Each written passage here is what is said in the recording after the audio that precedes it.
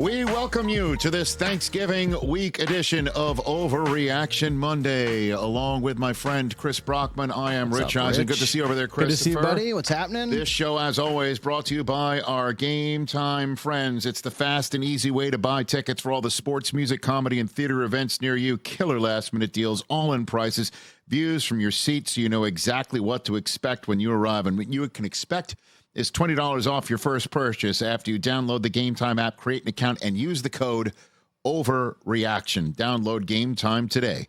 Last minute tickets, lowest price, guaranteed. Good to see you over there, brother. Good to see you, man. How's it going? I'm going to get ready to sit around, watch football all Thursday. I love it. And if you're listening to this after Thursday, guess what? I hope to be in a food coma so I don't have to see the Jets on Friday. So there's out that. of the coma for 9 a.m. Saturday. And then if you're right, for noon Eastern Saturday, 9 o'clock Pacific Saturday, that's right. Then if Michigan doesn't beat Ohio State, I'll go back into my hole. And NFL Network on Sunday morning, you'll just see an AI version of me out there. Nice. Hopefully they'll give it hair. Not to overreact. Of course not. All right. Here we go. Let's hit it. Hit it. Let's do it. That was terrible. That was crap. That was garbage. This place sucks. Overreaction Monday. All right, Christopher, let's go. All right, Rich, here we go. I'll react to right you. out of the gate, Yes. okay? 10 points on Sunday. Their running back is pissed. He wants to say stuff, but he's not going to say it. I saw people on Twitter calling for Mason Rudolph. The Steelers' ineptness offensively is going to cost them a playoff berth. I don't think it's going to cost them a playoff berth. I think that's an overreaction. I think the Pittsburgh Steelers at 6 wins entering Thanksgiving week have at least 3 more wins left in them. You know what I mean? Like they've got. I don't. They've got a game against Cincinnati that's going to be starting Jake Browning. Probably better than Kenny Pickett right now. They have a home game against Arizona. They've got a Thursday night home game against New England. They visit Indianapolis in a game that I could possibly be calling because that's in the bucket of games for an NFL Network triple header in week number 15 that Saturday. Might be for a playoff spot. They've got a Saturday Cincinnati home date in week 16. They're at Seattle. They're at Baltimore. Of the 7 games that they have left, I think that's 3. There's at least 3 wins, if not 4, defensively. And then at some point, they're going to have to wake out of their slumber. And I don't know if Tomlin's just going to sit around and stand for it, watch something like a football playoff season go down the drain. I don't think it's going to cost them a playoff berth. I think it's going to cost Matt Canada his gig.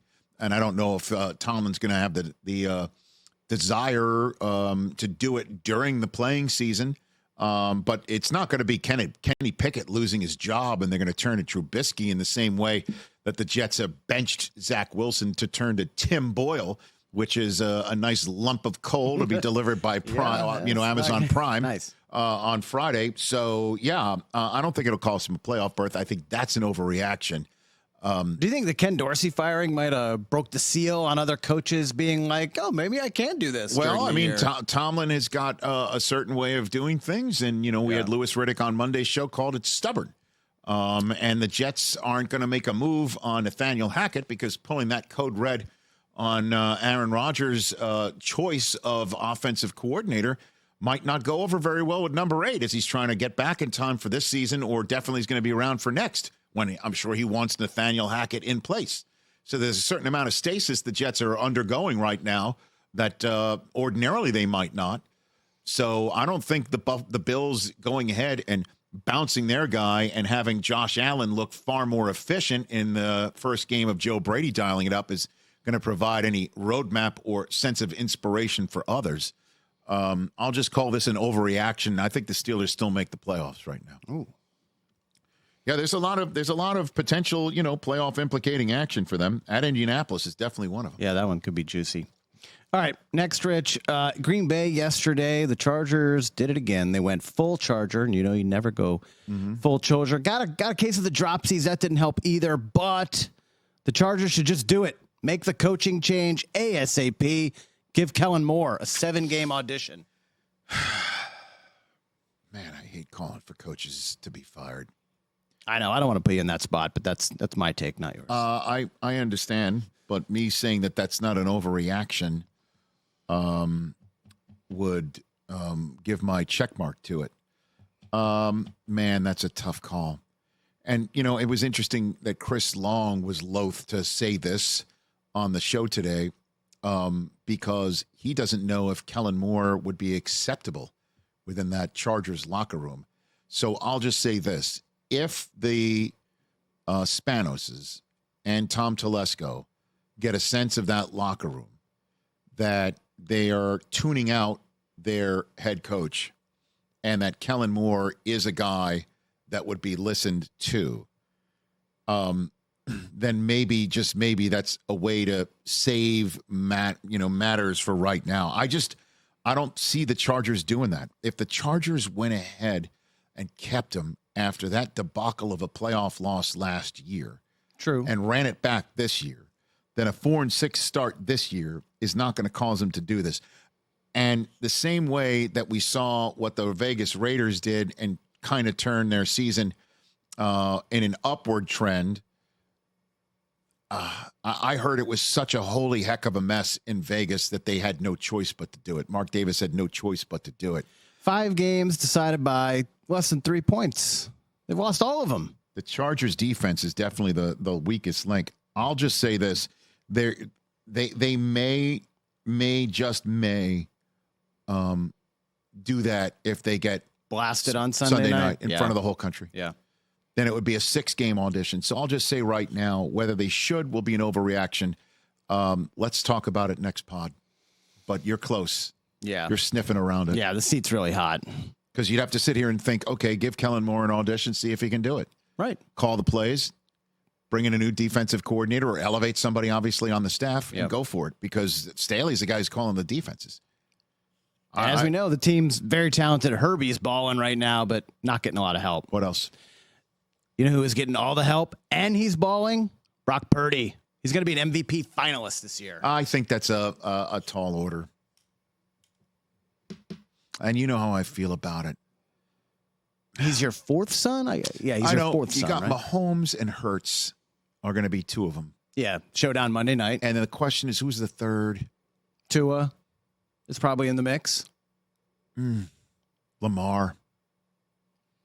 You know, C.J. Stroud is on the outside. I think that It kind of deflated a little bit after Sunday's 3 interceptions. an MVP finalist out of Purdy is just... I mean, it's been awesome the last 2 weeks. I get it.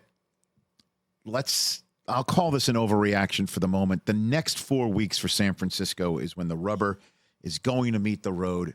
2 games against Seattle to essentially maybe wrap the division wrapped around a trip to Philadelphia. That's it. And then, you know, a trip to Arizona before Christmas night, Monday night, home date against Baltimore. Do it in those, 4 games, then we may have something. You may have something. But I just think that there's 18 too many touchdowns, only 5 picks. I get it. There's still just too many Number voters 1 that in can't. passer rating. There's too many voters that just can't get rid of the fact that he was the last pick in the draft out of their head. Oh, and they think he's a product of the system. I'll just call this an overreaction at the moment and think that it's entirely possible that we can revisit this in a month. Because we'll need to see. And at some point, the one part that we talked about again on Monday's show was, hey, he's looked terrific since coming out of the bye. Yep. Jacksonville and then against Tampa. He still, in those 2 games, has not had to come out with that fourth quarter comeback drive to win the game, which were the problems for him in the 3-game losing streak going into the bye. Right. Let's see if he does it in Seattle or at on Thanksgiving night or at Philadelphia or home against Baltimore or Seattle. Then that's when an MVP candidate is born to go in the same bucket as Hurts, Mahomes, Lamar. So what else you got over there? I'm just want everybody to know I don't hate Brock Purdy. There you go. I think that's you caping. It's out there. Look at you wearing a cape. All right, Rich. Yes. Let's get into it. You had a great Jets rant. Can I call it a rant on Monday's show? Sure. It was well done. Do you think, I think the Jets ultimately regret acquiring Aaron Rodgers? Well, I don't think so. They had no choice. I mean, there were others out there without the baggage of this guy. I don't want to hear about Derek Carr. I don't. Why not? Because I don't want to hear about Derek Carr. Not when this guy's out there. He was in the ether the entire time. You know, he was. They knew it. They sensed it. You had to go for it. You had to do it, and they did it. And all that came along with it, though, you had to hire his guy at OC. You had to bring in because you're going all in on it. But you had to bring in all of his buddies. You're not expecting his Achilles to pop in snap 5, Chris. I understand, but this was a short shelf life to begin with. One criticism I have is that what if Aaron gets hurt? There was no backup plan. Well, their backup plan was that Zach's going to be good enough because it'll just maybe be a game or 2 games, not the entire season. And then when they had it happen to them their entire season and they had to rework their offense on the fly and try and figure out in the first month of the season where to find a more appropriate backup when they already had Zach Wilson learning at the knee of Rodgers for those months to give it a whirl. And then just as the trade deadline was coming up is when Zach played his best football against Kansas City, beating Philadelphia, going into Denver and winning a game against the Broncos to send them to 1-4. So it was the fool's gold just at the time where the Jets might be a little desperate to go and pull the trigger on something. And then they had their shot at Dobbs, one would think, and didn't take it. But other than that, they're not regretting acquiring Aaron Rodgers. They're regretting acquiring Aaron Rodgers' Achilles. You know, and then having no sense of what if he's not available the whole season. Why would they think that? So you gotta set everything up for him. So overreaction? An overreaction that they were just sitting around saying we shouldn't have done it. That's 2020 hindsight being totally crystal clear. What else? All right. I haven't agreed with very much of you said yet. I know. I don't think you're going to like this one either. Great setup. You know whose seat is hot? It's hot in Washington. Ron Rivera. Yeah. Can't lose that game yesterday. The Commanders should trade for Bill Belichick right now. They should trade for Belichick right now. What are the terms? Second. A second-round pick for Bill? Yeah. Sold. If they're going to do it anyway, we heard the rumors. Florio said it. Albert said it. In the middle of a season? Just do it right now. And then what? Is there a trade deadline for coaches? No, there isn't. Do it right now. And so Bill then if you're going to fire Ron anyway, and then Bill and talk about bringing this guy in the office, what are we waiting for? Well, so then Bill, this is how unworkable it is. Then Bill has to coach with Ron's assistants. It's Jack Del Rio as his defensive coordinator and Bieniemy's his offensive coordinator. I'm sure there's people out there that would. So Bill would fire them all. They'd all be on the street, all their families on the street, and then he'd get, whoever is from his orbit that would come on in right now. It just doesn't. That makes no sense. I'm just talking a 1-for-1 swap. He'll keep the coaches, the families, all that. You're right. I don't like it, but I'd send a 2 to New England for him. But again, the whole point of this is, it's like, what is their plan, right? Washington? Why would they flip Sweat and Young elsewhere at the trade deadline? Right. Because they're amassing picks, I guess. I don't think Rivera is going to be there. Okay? I don't think he's going to be there. And I think they're going to start from scratch. Magic Johnson's going to tell someone he ain't going to be there. No, he ain't going to be there. I don't think that, they're going to stand pat. I just don't. I think that they're going to take a complete, total new look at everything. Yeah. With the way that they want to do business, whatever, schematically or analytically. And I don't know if Ron's going to be that guy. I think they're just going to come in and burn it all down. How do you lose that game yesterday? Well, I mean, again, that they're Tommy DeVito. All due respect, at home. How do you lose the game? Is you turn it over. You turned it over, and that's what's going to happen when you got a young kid like Howell who's going to try and extend a play, and you got like Wink Martindale just blitzing the guy's head off. I mean, that's the way to do it. And sometimes you get burned, like Dak will just burn him like to a crisp. Yeah. And you got a quarterback who's young like Sam Howell. He might be able to beat you, but you're going to beat him up instead. And how about this? Saquon Barkley is worth the money. He's a top-notch offensive weapon in the NFL, and he's going to win some games if you got a guy who can take a licking and keep on ticking as your Syracuse Orangeman turned out to be. Yeah. But trading for Belichick right now is never going to happen. And by the way, this just has to go this way. If New England and Belichick are going to part ways, it's at the end of the season. Come on, man. He doesn't deserve to be bounced or sent anywhere in the middle of a season like he's Bruce friggin' Coslet, you know?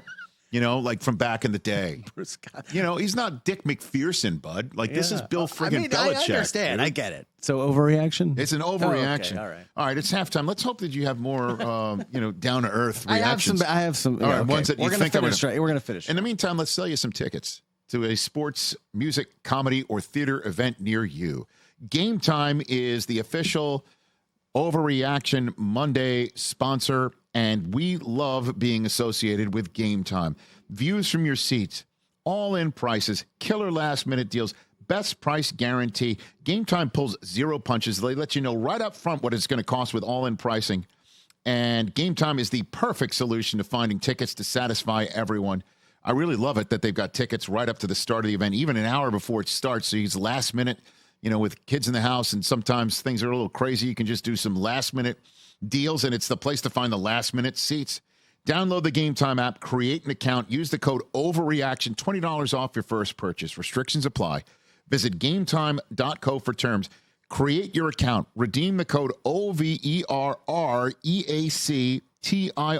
Overreaction with 2 R's, $20 off. Download Game Time today. Last-minute tickets, lowest price guaranteed. Let's finish up strong. All right, second half, Rich. Positivity in the second half. Hottest team in the NFL? Your Denver Broncos. Mr. Unlimited. Broncos Country will ride into the playoffs this year. That's an overreaction, too. What? That's an overreaction. Come on. Dude, 4 wins in a row, and then Denver left for dead at 1-5. And it's impressive. What they have done is impressive.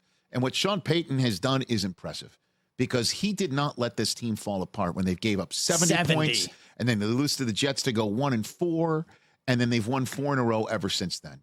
And what they've been able to do, what he's been able to do offensively, Cortland Sutton is back again being a one receiver, right? Absolutely. Jerry Jeudy, who was talking a ton of smack, talking about how I can't block for everyone. I can't, sometimes the play's going to be right, but then the blocking's off. Yep. Sometimes I'm open and the quarterback is not throwing it. Sometimes this happens. Sometimes that happened. It was not a lot of, his responsibility.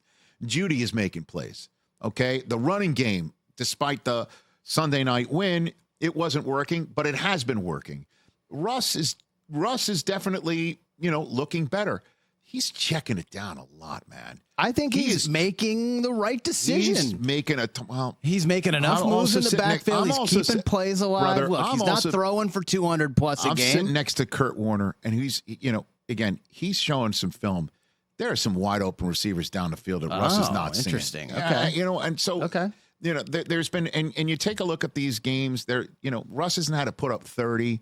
He hasn't put up 35. Defense has been playing awesome. The defense has been playing much better since the 70-point debacle. But then take a look at Denver's upcoming schedule. Their game against Cleveland, at Houston, at the Chargers, at Detroit. They've got 3 games in a row on the road after that one at home against Cleveland. The one against New England, I'm calling that game is winnable. I think they can potentially beat the Chargers twice. They're at Vegas also. And so they are playing much better. And the fact that they haven't quit. They've got some. They did not quit. It's very impressive. Yep. But winning 4 in a row to get back to 500 means they were climbing out of a hole. And sometimes, more often than not, you expend all that energy, and that will eventually tap you out. Okay. So I'm not saying the Broncos don't make the playoffs. There is a huge, as of this taping, entering Thanksgiving week, a huge 5-5 mosh pit in the AFC. Huge. From Cincinnati to Indianapolis to Denver. You've got the Raiders sitting there at 5-6 as well. Yeah. There is a lot going for Denver right now. But to sit here and say they're making the playoffs, when the Steelers are also sitting there above 500 and the Browns are playing. You trust the Denver offense or the Pittsburgh offense down the stretch? I would go with the Denver offense down the stretch, because look who's calling the plays. Do you believe in Sean Payton or do you believe in Matt Canada? Exactly. All right, so I understand that. Okay. That may be a heads-up situation right there. All right. But there's a lot going on for the Broncos to sit here of Thanksgiving week and say they're going to make the playoffs. That would be called an overreaction as well.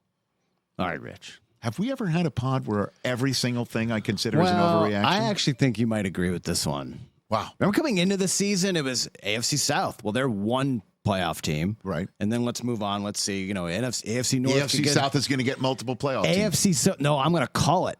Jaguars and Texans are making the playoffs. Well, I mean, I was about to say, what are the other multiple teams that would come out of the AFC South? The Colts could go on a run, yeah. But I'm saying we've been saying either or for so long with this division. No, I think they're both going to make it. I think you're right. I think they're both playing football better than the other half of the conference. Yeah, and look, Jacksonville coming off the lambasting at the hands of San Francisco last week. I wanted to see how they responded. And they really whooped up on the Titans this week. That was kind of big for them to get back on track. And Trevor Lawrence looked really good. Really good. Calvin Ridley's back. Yeah, that was Calvin's best game since I called that game in London. Yeah, absolutely. And that was week 5 for them. And that was huge. They really needed that. So I agree. I think both of them make it. And I think Jacksonville could even win in Houston this Sunday. And I know how well the Texans are playing and how well they're playing at home. I think Jacksonville can go and return the favor. Kyler almost got them yesterday. I know. On Sunday. Yeah. So, that was a good to finish that off. Stroud's MVP train took a little bit of a hit with the 3 interceptions. I'll tell you what, man. I know a lot of folks are saying that the MVP train took hits because he threw interceptions. But how about the fact that he threw interceptions and bounced back? Right. Yeah. And he didn't go in the tubes. Well, Tank Dell. Well, Jared Goff did the same thing. Yep. And if we're going to say, hey, Goff, man, that's a leader of a playoff team right there. Yeah. If we're going to give Goff his flowers 100%, for that, 100%. You should give the rookie the same flowers totally for that. Agree. I think you're right on that one. All right. We hit. We're back. We are back. We're back. You want to go for 2 in a row? I think you're going to agree with this one, too. Okay. Even if they get the number 1 pick in the draft, which it looks likely. The Chicago Bears. The Bears should still stick to the plan, build around Justin Fields and DJ Moore. I'm going to disagree with that. Oh, really? Dude. You didn't like what you saw on Sunday out of Chicago? I liked what I saw. Stick to the plan then. The plan. Trade down. Accumulate picks. And then acquire assets. And then what? Take Marvin Harrison. Okay. And then maybe what? you get Saquon Barkley in a trade. Okay. Or do you just take Caleb Williams and then you get some draft assets, not as many for Justin Fields, but you get draft assets for Fields? Well, I don't know, man. Fields, dude. That is what you're getting when Justin Fields is operating on all cylinders. That's what it looks like Sunday in Detroit. They should have won that game. I agree. He ran for 100 yards. Dude, He's get it. throwing dimes to DJ Moore. I get it. That was a beautiful throw. That's deep throw. your foundation right there. Caleb Williams is a different cat. And that business of he didn't talk to the media, so that's a red flag. Want to just hold on to that take for a second? Okay, sure. I will hold on to that take for a second. I'm not saying this is a wrong take. I'm saying at present, an overreaction. We need to, the next 6 weeks are important. I don't know. I bet you the Bears do not know what they're doing right now with it. They don't know. You're probably right. They have no earthly idea how it's going to go and how quickly things were put to bed last year once the season was over. Right. And how they immediately, post-combine, flipped that trade with Carolina. I don't think the trade's going to go down that fast. There is going to be some serious tape grinding on a ton of quarterbacks. And I think they looked at the 3 and said, none of the 3 cause us to want to pitch away Justin Fields as opposed to amassing the draft picks now. To do it again would be remarkable. It would be gutsy. Be gutsy to stick with Fields. It would be gutsy because they could still get a pretty damn good player to assist Caleb Williams. Okay, and they'd still be able to get some draft capital for Fields. Like, clearly, flipping the draft choice that allows somebody to choose Caleb Williams would, I think, hold the beer of the Bryce Young trade. But it's not as if Fields would not net you a decent amount of draft capital. Well, you're not getting 3 1s, obviously. No, it's not the same. But You get a 1 and a 3 or 4 for Fields. You just don't know the way everything is going to go over the next 6-7 weeks, and that does matter. We can't sit here and say that for sure of Thanksgiving week. We just can't. So I'll call that an overreaction. All right. We talked just about broke Caleb up our Williams. streak. We were on a good one. Let's talk about it again. Well, you're going to disagree with this one then. Someone other than Caleb Williams is going to go first overall. I can't sit here and say that's an overreaction either. I can't say that that's an overreaction. I think it's insane, but stranger things have happened in this world. And I sat here in this studio years ago and said there's no way Tua Tagovailoa is going to be anything but the first overall pick in the draft. And Joe Burrow Came went out of ahead. nowhere, yeah. And at this point in Thanksgiving week, I don't know if LSU had already played Alabama yet. They probably good did. question, They yeah. probably I don't had. know. Like if we looked it up, they probably had. Yeah. And you were beginning to read me, Oh, the mock drafts, like yeah. Burrow's going over to it. I'm like, Right, get right, out of right, here. right. Because all I heard was how special Tua Yeah. was and what he did to beat Georgia and win a national championship. And he did follow it up with a very nice year, but then Yep. got hurt. Yep. And so stranger things have happened. Nobody's throwing 60 touchdown passes in college football this year because nobody also has Jamar Chase and Justin Jefferson to throw to, That team which I was still can't believe so it. stupid. I mean, what's crazier? Didn't they also have Clyde Edwards-Helaire too? What's crazier?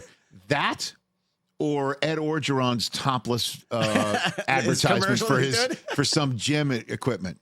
I don't know. Okay, so I think we know the answer to that. It's the Orgeron topless gym I commercial. mean, he looks good. But I think it's nuts. I think when it all comes down to it, Caleb Williams is going to be the first overall pick in the draft. But I can't say this is out of the realm. But to say it, without a doubt means you're buying into, well, he's crying in his mama's shoulder and he's not answering. I know you're not I'm personally not buying into that. No, but you are echoing some of the sentiments that That's are starting mentioned to be- about him yeah, that causes mock drafts to have him third overall pick to the they're third to the Patriots or fifth to the Giants. Fifth to the Giants. Forget Like, it. what? Forget it. I don't know. Now that would be Caleb Williams' dream is to wind up in New York City. Oh man, as- my dream to have him in New England. out of here. But the sense that he's going to drop because he was soft by crying, on his mother's shoulder, And then not talking to the media. soft because he won't talk to the media after losing to UCLA. As I said on Monday's show, and I'll repeat it here on the Overreaction Monday podcast, any general manager that has a chance to choose Caleb Williams and then does not because of the aforementioned reasons why he is so-called soft needs to, after every Caleb Williams win and their team's losses, meet with the media and say, I chose someone other than Caleb Williams because I thought he was soft for crying on his mother's shoulder and not meeting with the media after losing to UCLA. Like a fantasy football punishment. Yes, exactly to that. wear a T-shirt every day. Single press conference Yeah. must with start with this decision maker saying that in front of the media. You just write it down. It's the same statement they have to Every single read. time. I'm that Excuse me, person. hi. I'm that person. What else you got? So over sad. there? All right, last one, Rich. Yes, sir.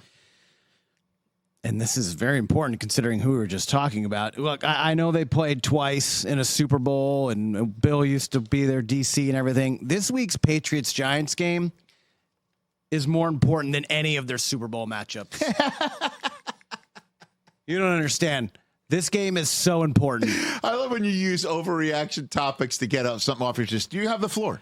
Go for it. The Because it's such an absurdity. Sunday's That's such an absurdity. This coming Sunday, Week 12, post-Thanksgiving, Patriots-Giants is the most important game in New England and New York Giant history of the matchups against each other, I'm talking about week 17 and 07, To the go eventual 16-0. Super to go 16 and 0, the Super Bowl, The helmet catch that year, helmet catch, the rematch, Mario Manningham, and Ahmad Bradshaw falling down. Like, I'm telling, more important than all those games because normally it's great for the winner.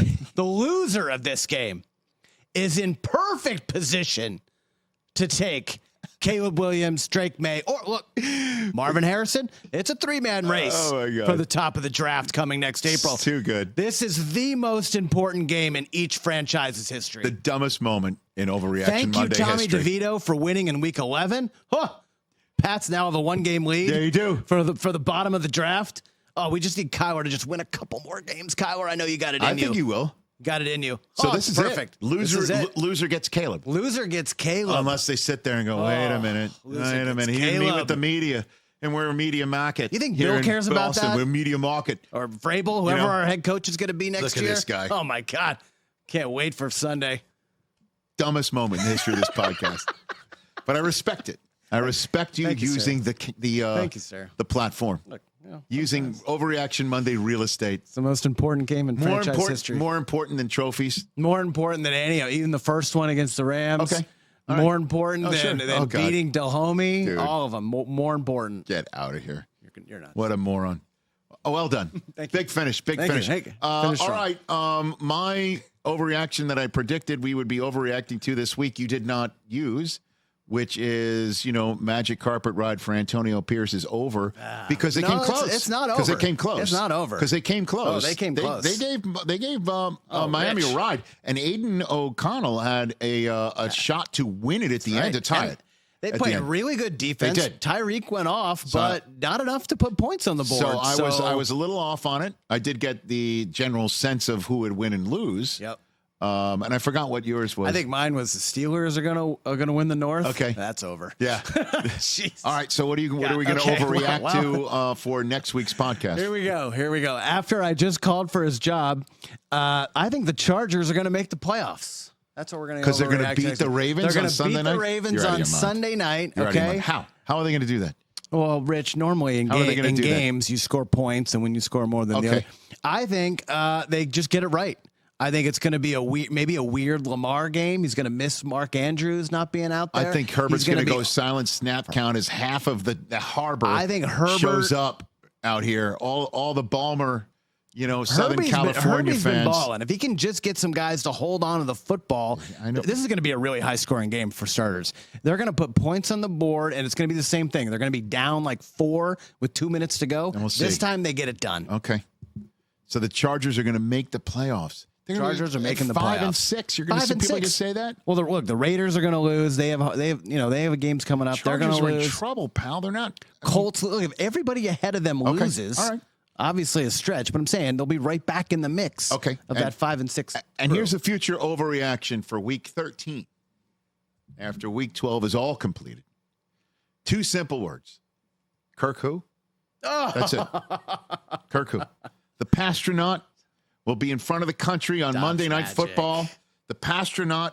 Is that who they have Monday the night game? Pastronaut v. Justin Fields. Ooh, and that's fun. guess who's returning? Because at that point in time, it's go time for Justin Jefferson. Oh, Jay Jettis is back. Okay. Yeah, so he's going to be out there and he's going to find him and everything's going to be working. And, We're there's going to be so skull close to chance. beating the Broncos, man. And so by close. the way, Jefferson's got to play. I mean, the window's going to either he returns or he's not. Right. So He's it's back. time. I think he's going to go, and it's all going to be working. The Kirk? skull chance going, and it'll be like they have found their quarterback of the future, and it's going to be. I'm not saying he's won't be. I'm just saying it's going to be the nonstop chatter.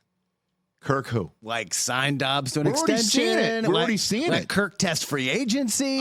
Well, they won't do that during the season, but during the non-playing season, that will be part of the conversation. I like it. I mean, the That's quarterback hot. conversations in the NFC North will be what we just discussed earlier. Right. What will the Bears do if Right. they do, in fact, have the first overall pick? And I think they will. I think Carolina is don't going think they're to gonna- earn that. Yeah. And for Chicago. And then the other question will be, what about here? Because, Jordan Love, I think, will cement that he is their guy. Yeah, played really well against the Chargers. Right. Yeah. And, Jared Goff is going to obviously maybe take the Lions to the Super Bowl, according to Cooper Eisen. So against the Texans. Is that an overreaction? Cooper By the way, you should saying, get Cooper on the show to give us his overreaction of Lions-Texans Super Bowl. Texans Super Bowl. That is my God. That is an Overreaction Monday that special. Is super hot. I'm raising him right. So is Susie, who's in this chair on Tuesday's edition of What the Football. Susie Schuster and Amy Trask with Steve Mariucci, a perfect guest for Thanksgiving week, a guy who coached for the Lions on Thanksgiving. He wound up getting fired because of what happened on a Thanksgiving. He's also tight for many, many, many moons with John Madden. It's a John Madden celebration week once again for Thanksgiving. So Susie Schuster and Amy Trask for What the Football. Download it and hit the follow button for that podcast every Tuesday. This show comes out every Monday, but it is just as fresh for the rest of the week. Happy Thanksgiving to one and all. To you, Rich. Good to see you, Chris Brockman. For Overreaction Monday, I'm Rich Eisen. Peace out. Catch the Rich Eisen Show every single day on the Roku channel, 12 to 3 Eastern, for free.